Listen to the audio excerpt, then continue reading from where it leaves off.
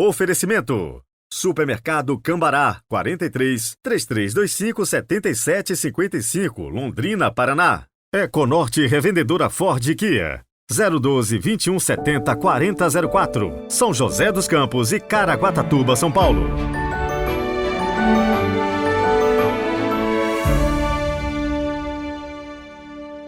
Terça-feira, 27 de junho de 2023. Sejam muito bem-vindos novamente ao nosso podcast. Hoje quero mandar um abraço para o Marcelo e a Karina, que são os nossos ouvintes da cidade de Riachão do Jacuípe, na Bahia. Eles me disseram que escutam todos os dias após a novena. Muitíssimo obrigado e uma saudação especial a todos os baianos. Rezemos juntos!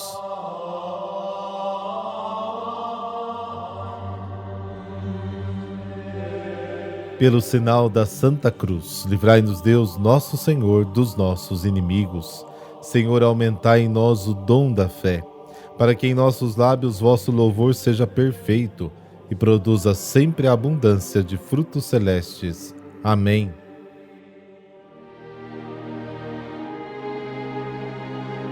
Mateus capítulo 7, versículo 6 e de 12 a 14.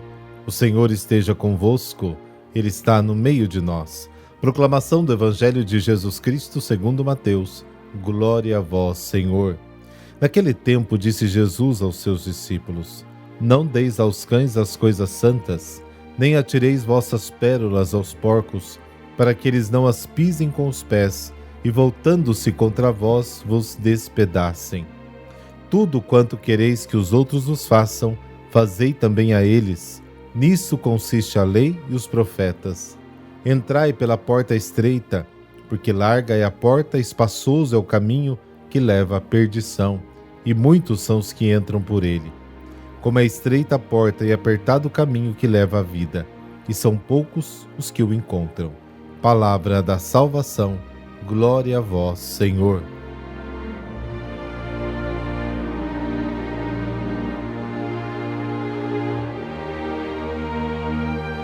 No relacionamento com os outros, Jesus nos adverte, antes de tudo, contra algumas atitudes perigosas. A primeira é a de não julgar, está lá no capítulo 7, versículos de 1 a 5. É uma proibição real, não julgue, uma ação que dá origem a qualquer avaliação de desprezo ou condenação dos outros. O julgamento final é uma competência exclusiva de Deus. Nossos números de medida e nossos critérios são relativos. Eles são codificados por nossa subjetividade. Qualquer condenação dos outros torna-se uma condenação de si mesmo, porque nos coloca sob o julgamento de Deus e nos exclui do perdão. Se o olhar é puro, livre de qualquer julgamento para com os irmãos, então pode-se dizer que se relaciona com eles de maneira verdadeira diante de Deus. É o que nós vimos no Evangelho de ontem. E chegamos às palavras de Jesus oferecidas pelo texto litúrgico de hoje. Não deis as coisas sagradas aos cães, e não deiteis as vossas pérolas aos porcos, para que não as pisem e depois se voltem para vos despedaçar. À primeira vista, esta palavra de Jesus parece estranha à sensibilidade do ouvinte de hoje. Pode ser um verdadeiro enigma, mas é uma forma de dizer, uma língua semítica que pede para ser interpretada. Na época de Jesus, assim como na cultura antiga, os cães não eram muito apreciados, não eram domesticados, por serem considerados quase selvagens, não é como hoje. Mas vamos no aspecto positivo e didático da sabedoria das palavras de Jesus. Não profanar as coisas sagradas. É afinal um convite à prudência e ao discernimento. No Antigo Testamento, as coisas santas são, sobretudo, a carne do sacrifício. Levítico capítulo 22, Êxodo capítulo 29, Números capítulo 18. Mesmo assim, a justa posição com a proibição de jogar pérolas aos porcos parece ser, num primeiro momento, incompreensível. Para os judeus, os porcos são animais impuros, a quintessência da repugnância. E ao contrário disso, as pérolas são a coisa mais preciosa que você poderia ter, sobretudo naquela época. A advertência de Jesus diz respeito àqueles que alimentam cães com carne sagrada, destinada ao sacrifício. Tal comportamento é ruim, mas também um gesto imprudente, porque geralmente não eram alimentados por humanos, né? Os cães não eram alimentados assim, como se fossem domésticos, sobretudo perto das casas. Portanto, devido à sua fome insaciável, poderiam voltar e atacar os seus benfeitores.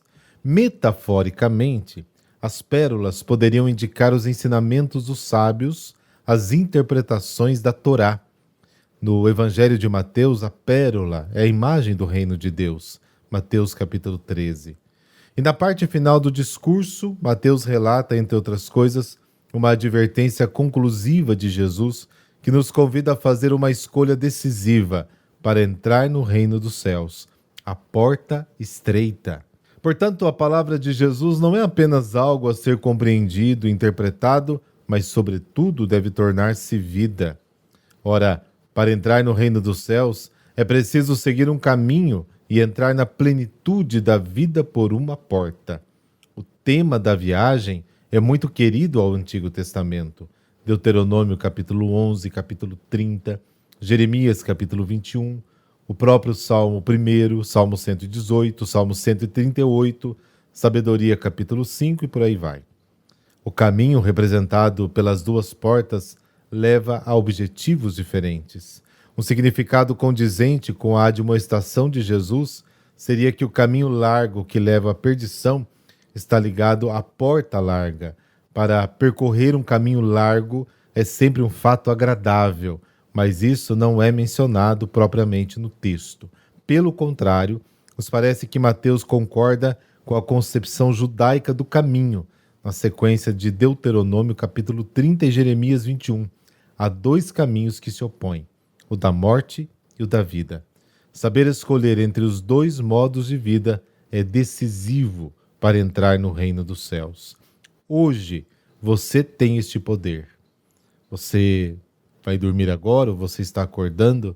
Um novo dia está começando? Há sempre dois caminhos para que possamos decidir: o caminho da vida e o caminho da morte. Certamente o caminho da morte é o mais fácil, é o mais largo. O caminho da vida, do perdão, da busca é mais difícil, é mais estreito, mas nos leva à vida eterna. Creia nisso.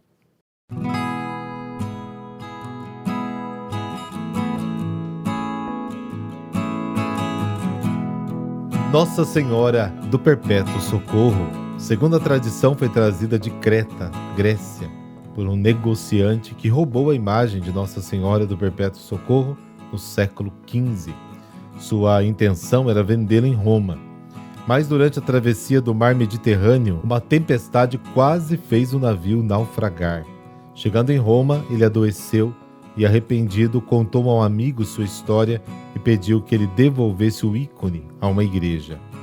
A esposa desse amigo não quis devolvê-la, mas após ficar viúva, Nossa Senhora apareceu à sua filha de 6 anos e lhe disse que deveria colocar o quadro de Nossa Senhora do Perpétuo Socorro em uma igreja, na igreja de São João Latrão ou na Santa Maria Maior. No dia 27 de março de 1499, o ícone foi entronizado à igreja de São Mateus, ficando lá por mais de 300 anos. Em uma invasão, a igreja de São Mateus foi destruída. Os agostinianos que guardavam a obra levaram-na para um lugar oculto, onde permaneceu esquecida por 30 anos. O monge, muito devoto, antes de morrer, contou a história a um coroinha, que, tempos depois, se tornou padre redentorista e ajudou a reencontrar o ícone. Em 1866, o Papa Pio IX entregou a guarda da imagem aos redentoristas e fez esta recomendação: fazei com que todo mundo conheça esta devoção. Fizeram então muitas cópias do ícone e a difundiram por todas as partes do mundo. Atualmente, o quadro original se encontra na igreja de Santo Afonso, em Roma. De semblante grave e melancólico, a imagem de Nossa Senhora traz no braço esquerdo o menino Jesus, ao qual o arcanjo Gabriel apresenta 4 cravos e uma cruz.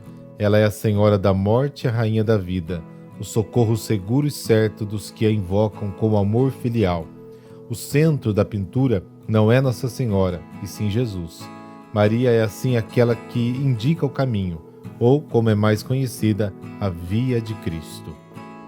Minha Mãe do Perpétuo Socorro, sede o meu amparo, meu socorro eterno, meu socorro sempre, sede meu socorro materno em todas as minhas necessidades. Mãe, sei que a Senhora nunca abandona os seus filhos. Entrego-me em tuas mãos. Amém. E por intercessão da Virgem Senhora do Perpétuo Socorro, dessa bênção de Deus Todo-Poderoso, Pai, Filho, Espírito Santo. Amém. Boa terça-feira para você e nos encontramos amanhã.